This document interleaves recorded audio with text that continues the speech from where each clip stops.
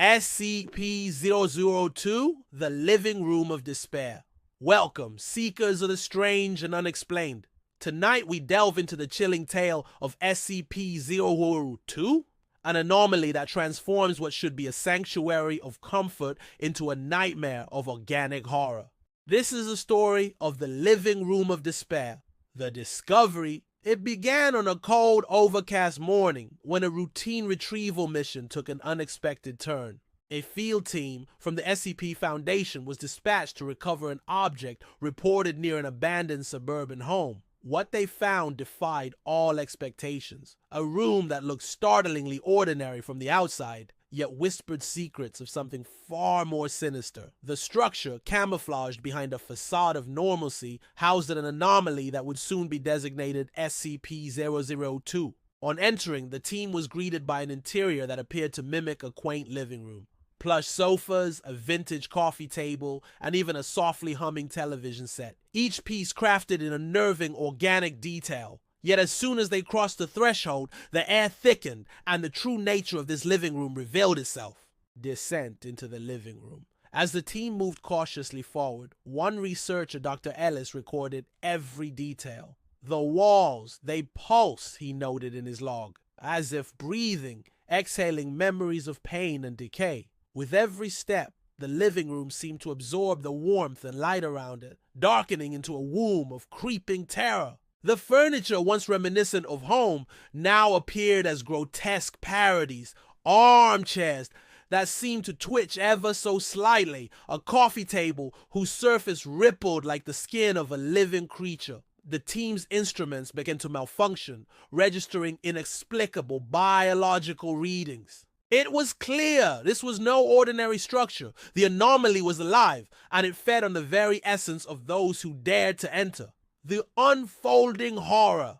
There, shortly after the team settled into one corner of the room, an event occurred that would forever be etched into Foundation history. One of the team members, Officer Rivera, reached out to steady himself against what he assumed was a static bookshelf. Instead, his hand was engulfed by a mass of pulsating tissue that writhed around his arm, drawing him in with an almost hypnotic force. Panic erupted. Alarms blared as the team scrambled to secure their equipment. In the chaos, the room's organic nature revealed itself further. Portions of the floor began to shift, mimicking the slow, deliberate movements of a predator stalking its prey. Officer Rivera's desperate screams mingled with the wet, rhythmic sounds emanating from the walls as the living room consumed more than just physical form. It sought to assimilate their very identities. A desperate escape! Realizing that their only chance for survival was to escape the insidious pull of SCP-002, the remaining members initiated a retreat. Dr. Ellis recorded his frantic instructions as they attempted to retrace their steps. The room! It's rearranging itself, he cried, his voice trembling. Every exit I find leads back into the heart of this abomination. In a final act of desperation, the team employed an emergency plasma cutter to breach one of the organic walls. With a surge of adrenaline, they fought their way through the malleable mass. The chamber shuddered violently as if protesting their intrusion. For a moment, time seemed to slow, the pulsating heartbeat of SCP-002 echoing in every labored breath. The aftermath. Outside, in the bleak light of dawn, the surviving team members regrouped, their expressions a mix of horror and disbelief. The recovered footage and scattered logs would later detail the living room's transformation, a living tapestry of flesh and terror that defied explanation. Dr. Ellis's final log entry haunted those who read it. We entered seeking answers only to discover that some secrets are best left buried. SCP-002 is a mirror to our own fragility, a reminder that the line between the familiar and the horrific is razor thin, and sometimes home becomes the ultimate trap. Epilogue. Lessons of the Living Room. As the Foundation sealed SCP-002 in a containment chamber designed to mimic a sterile environment, questions lingered. Was the anomaly an aberration of nature or a deliberate, almost sentient mechanism of entrapment? Could it be a manifestation of humanity as deepest fears, a living embodiment of our need for comfort turned corrupt?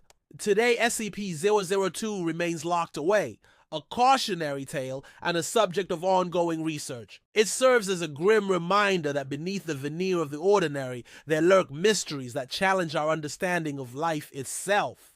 And sometimes, in our quest for safety and familiarity, we awaken horrors beyond our control. Thank you for joining me on this journey into the heart of the unknown. If you found this tale of SCP-002 as unsettling as it is fascinating, please subscribe and share your thoughts in the comments below. Remember, the line between home and horror is closer than you might think. Stay vigilant, and until next time, keep questioning the reality around you.